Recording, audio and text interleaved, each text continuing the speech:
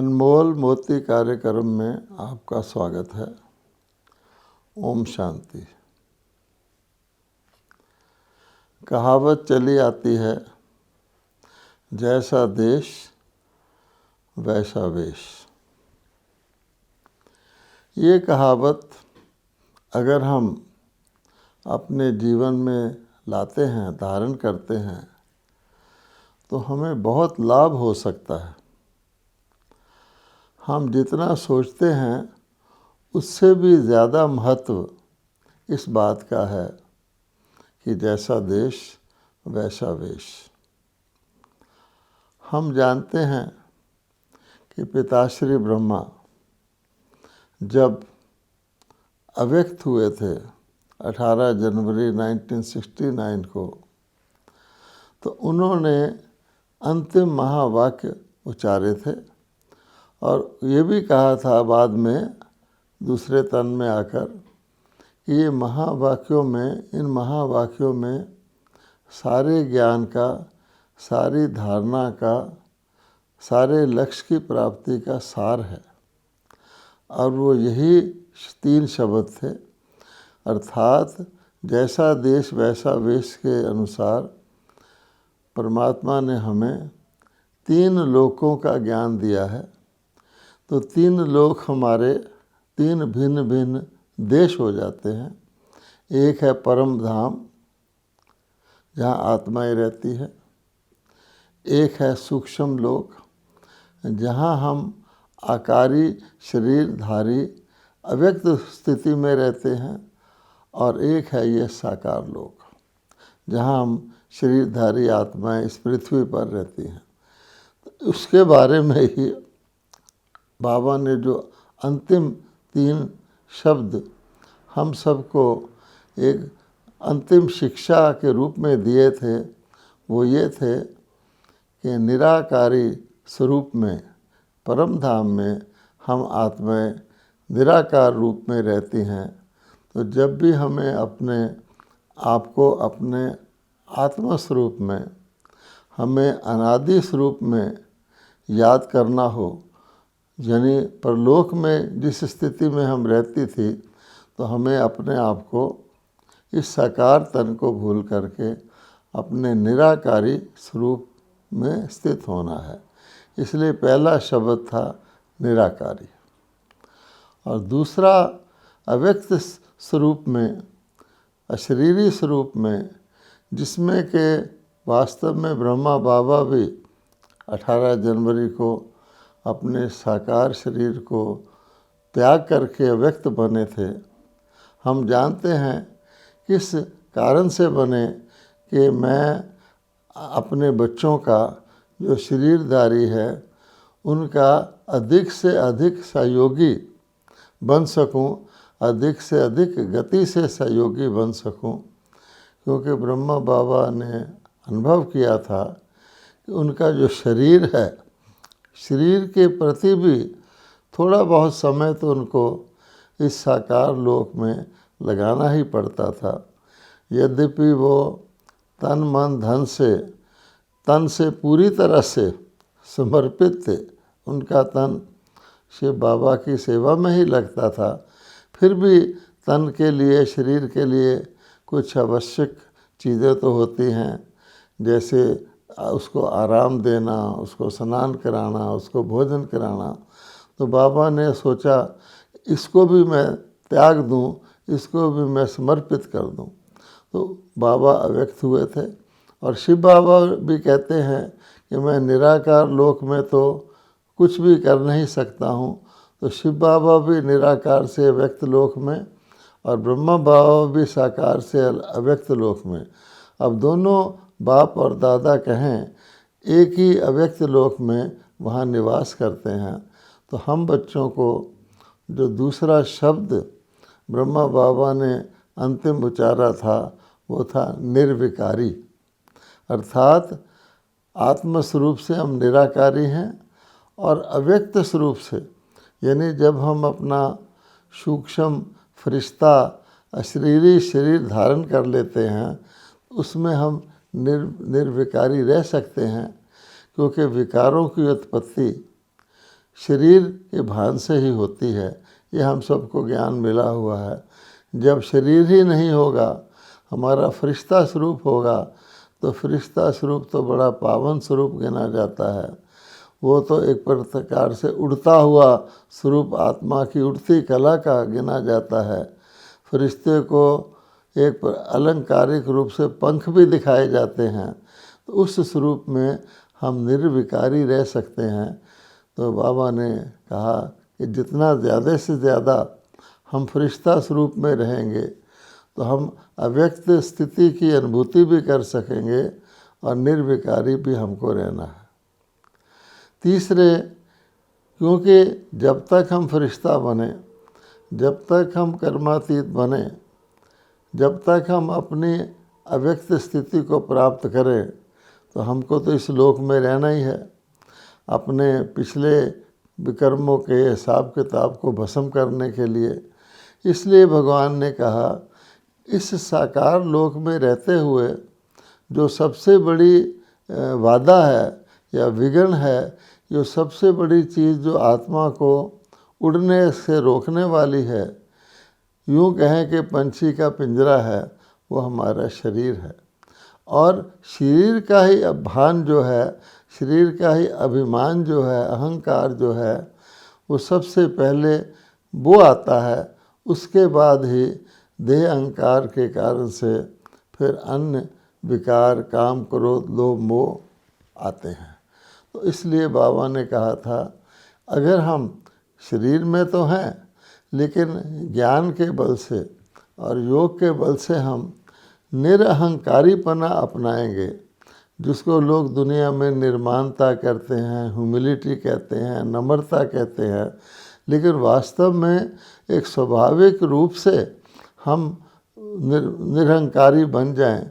कि शरीर तो है, लेकिन खास ध्यान रखें कि शरीर का देह भान या देह अभिमान हमारे संकल्प में, बोल में, कर्म में, संबंध संपर्क में, स्वभाव संस्कार में ना आए। तो ये तीसरा शब्द बाबा ने कहा था, जैसा देश वैसा वेश, अर्थात परम धाम में निराकारी स्वरूप की स्मृति में रहें। अव्यक्त फरिश्ता स्वरूप की स्थिति में आते हुए हम निर्विकारी स्थिति में रहें, और इस साकार लोक में विचरते हुए हम सदा निरहंकारी स्थिति में रहें, तो फिर हमारी स्थिति सदा ऊंची और श्रेष्ठ रहेगी। अब इसी प्रकार से जैसे हम कह रहे हैं कि जैसा देश वैसा देश, तो ये तो मानसिक मन का अभ्यास हुआ कि हम अपने मन को जब परम धाम में ले जाते हैं तो निराकार स्वरूप में पहुँचें, जब हम अव्यक्त लोक में जाते हैं तो अपने सूक्ष्म शरीर रूप में वहाँ रहें, विचरें, और जब हम साकार लोक में हैं तो हम निरहंकारी रूप से रहें। अब आप देखेंगे, जैसा देश वैसा देश का एक दूसरा भी अर्थ है। इस लोक में रहते हुए हमारे सामने अनेक प्रकार की परिस्थितियां आती हैं। हम जानते हैं कि ये कलयुग है, कलयुग में तमोगुण है, कलयुग में कोई चीज़ भी जिसको कहा जाए ठीक ठाक नहीं होती, हर चीज़ बिगड़ी तिगड़ी होती है। कहीं समय गलत हो जाता है, कहीं स्थान गलत हो जाता है, कहीं कार्य करने की विधि गलत हो जाती है। तो इसलिए अनेक प्रकार की परिस्थितियां उसके कारण से पैदा हो जाती हैं। अब जैसा देश वैसा वेश का होकर हम दूसरा अर्थ लें कि जैसी परिस्थिति वैसी स्थिति, अर्थात हमारे सामने जिस प्रकार की परिस्थिति आए, हम उसको अपनी स्थिति को वैसा ही बना करके उस परिस्थिति का मुकाबला करें या उसको पार करें, तो हमारे लिए बहुत सहज हो जाएगा।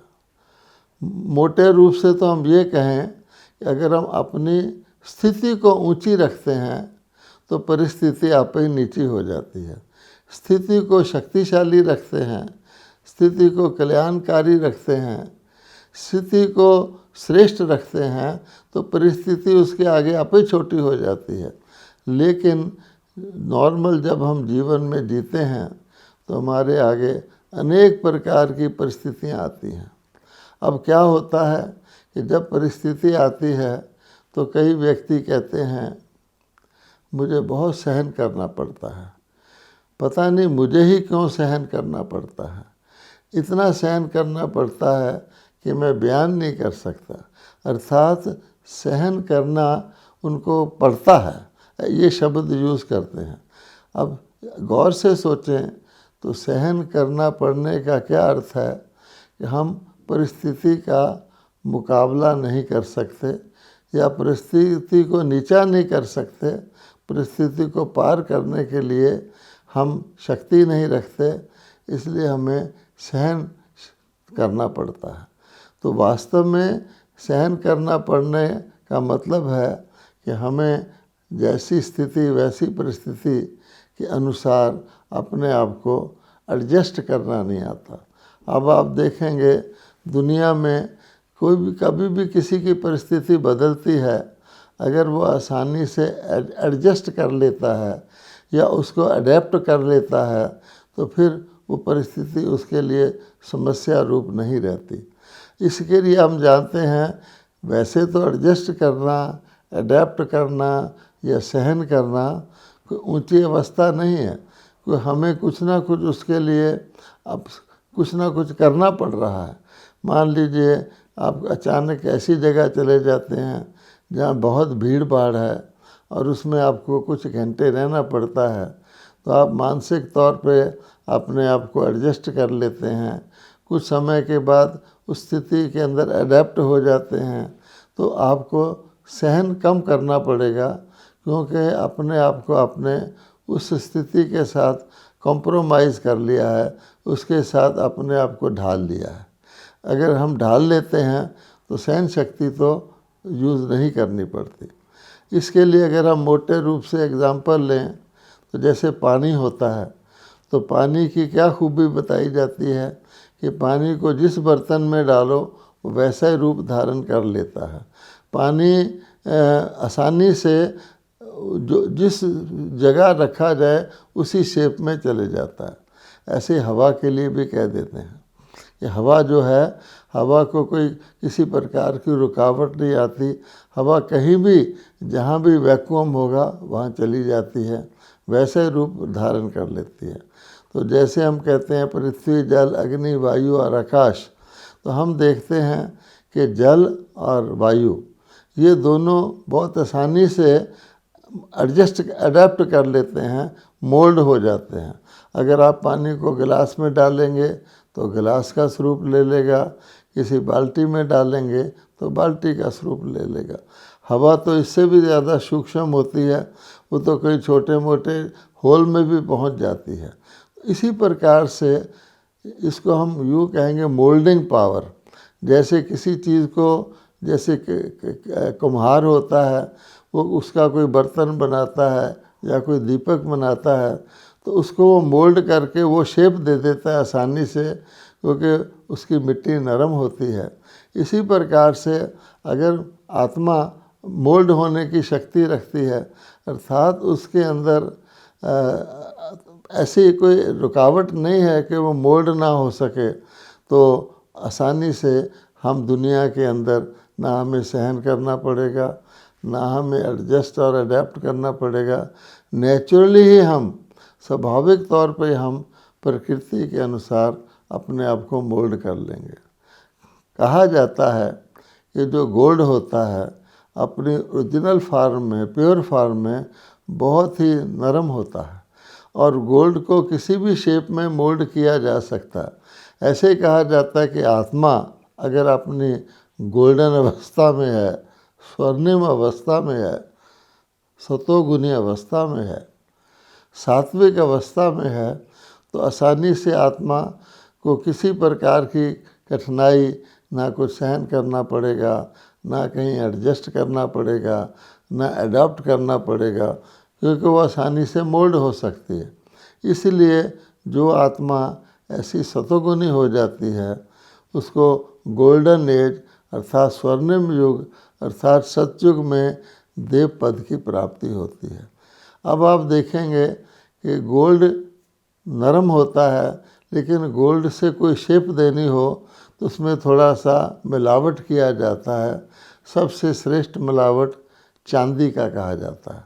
ये गोल्ड में सिल्वर ऐड कर दो तो फिर वो थोड़ा सा उसका कुछ आप कोई चीज़ उसकी बना सकते हैं। उसके बाद आप जानते हैं कि सिल्वर के बाद तांबा भी होता है।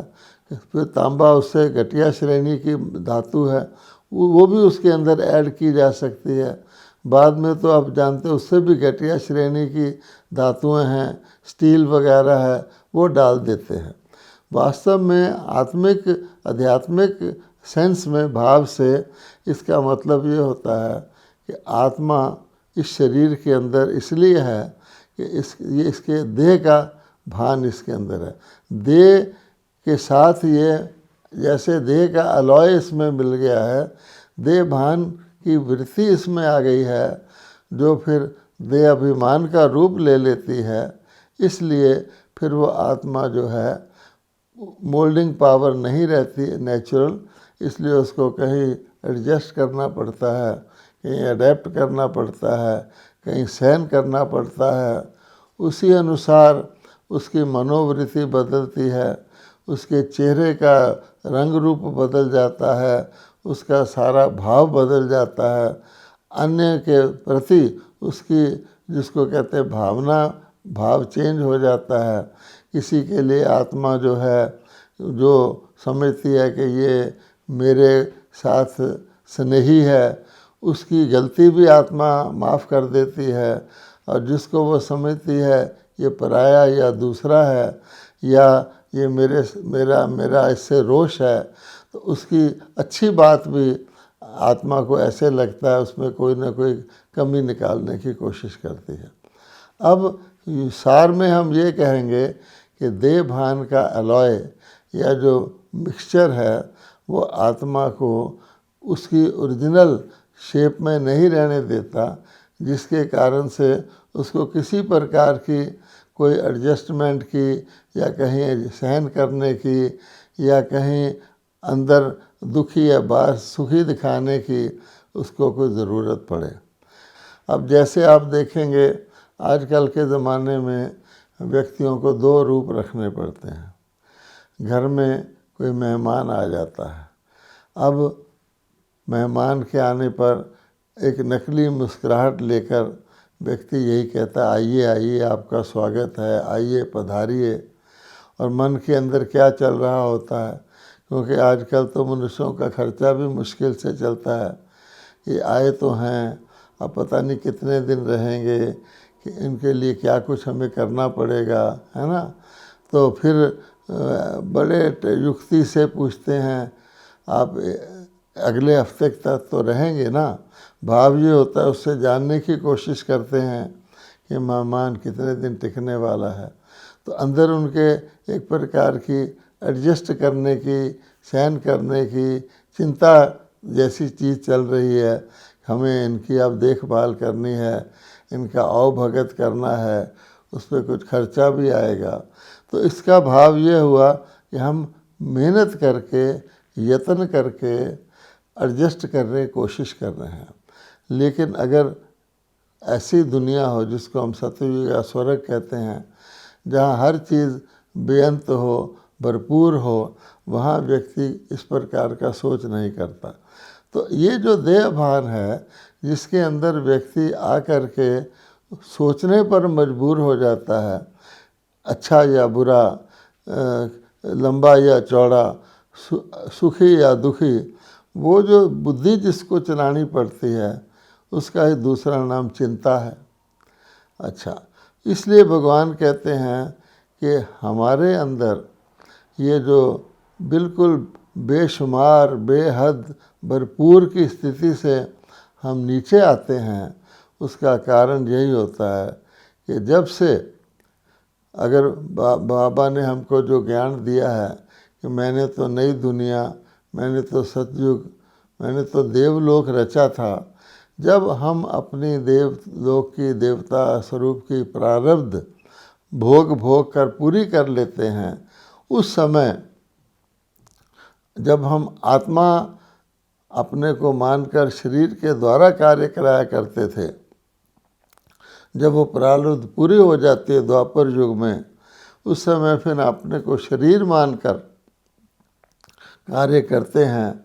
तो बाबा ने हमको ज्ञान दिया हुआ है कि देह भान ही, देह अभिमान ही 5 विकारों को जन्म देता है, और ये 5 विकार ही हमारे दुख के कारण है। क्योंकि 5 विकारों में, चाहे वह काम विकार है या क्रोध है या लोभ है, मोह है, अहंकार है, इनके अंदर व्यक्ति फंस करके स्वार्थी हो जाता है। वो अपना और अन्य उसमें फासला डाल लेता है, और विकारों की पूर्ति के लिए उसको कुछ ना कुछ जिसको कहते हैं ऐसा कर्म करना पड़ता है जो जिसको हम कह सकते हैं कि विकर्म हो जाता है, यथार्थ कर्म नहीं रहता। वो फिर बढ़ते बढ़ते विकराल रूप ले लेता है। इसलिए हमें ये ध्यान रखना है, अगर हम जैसा देश वैसा वेश इसका आध्यात्मिक अभ्यास करेंगे और साथ साथ जीवन के अंदर जैसी परिस्थिति वैसी स्थिति की बजाय सुबह ही अपनी स्थिति को हम ऊंची ले जाते हैं, श्रेष्ठ बना लेते हैं, अपनी सूक्ष्म शक्तियों को, अपने गुणों को, आत्मा के गुणों को इमर्ज कर लेते हैं, तो फिर परिस्थितियां हमारे आगे कोई विकराल रूप लेकर के नहीं आती। बाबा के शब्दों में वो पेपर टाइगर की तरह होती हैं, जैसे कागज़ का शेर हो, या खिलौने के रूप में होती हैं। वो ऐसे नहीं लगता कि आपको कोई बहुत उनको पार करने के लिए मुश्किल है, जैसे कोई शेर किसी छोटे जानवर के साथ खेल कर रहा हो, शक्तिशाली हो करके, अधिकारी हो करके, परिस्थितियों को अधीन करके हम आसानी से सुखमय जीवन जीते हैं। अब इसी बात को अगर हम आगे ले जाएं कि आज हम देखते हैं कि हम सब बच्चों को बाबा ने कहा है, तुम्हारा सबसे श्रेष्ठ कर्तव्य, सबसे आवश्यक कर्तव्य यही है कि आत्मा तो लिमिटेड शक्ति की है, हमारी अपनी अपनी शक्ति सीमित है, और अनेक जन्मों के विकर्मों के कारण, यथार्थ कर्मों के कारण, देह भान के कर्मों के कारण हमारी जो शक्ति है वो कम हो गई है। उसके लिए अब हमें शक्ति को धारण करना है, और उसके लिए बाबा ने बताया है पिछले विकर्मों का बोझ, हिसाब किताब इतना है जो आत्मा को अधीन किए हुए है, मन भी अधीन हो गया है। और उसके लिए भगवान ने कहा एक ही उपाय है कि मेरे साथ योग लगाओ, योग बल को धारण करो, अर्थात अपने मन को मेरे में लगाओ, और जिसको गीता में संस्कृत में मन मना भव कहा गया है, माम एकम कहा गया है कि मेरे साथ मैं सर्वशक्तिवान हूँ, मैं पावर हाउस हूँ स्पिरिचुअल, मेरे साथ कनेक्ट करोगे तो उस शक्ति से तुम जो है अपने आप को मनोबल भरोगे, तो उससे परिस्थितियों को तुम सामना कर सकोगे। सार में हमें आत्मा को परमात्मा के साथ योग लगाना है। अब हम क्या करते हैं कि हम बैठते हैं, अपने मन के अंदर स्मृति लाते हैं कि मैं यहाँ साकार शरीरधारी मनुष्य हूँ, संगम युग पर हूँ, परमपिता परमात्मा परम धाम में बाप दादा हैं, उनके साथ मैं बुद्धि योग लगाता हूँ।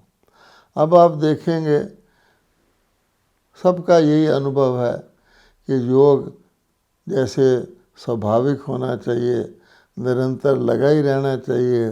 परमात्मा हम कहते हैं परम प्रिय हैं, परम पिता हैं, हमें उनसे बहुत प्यार है, नहीं लगता।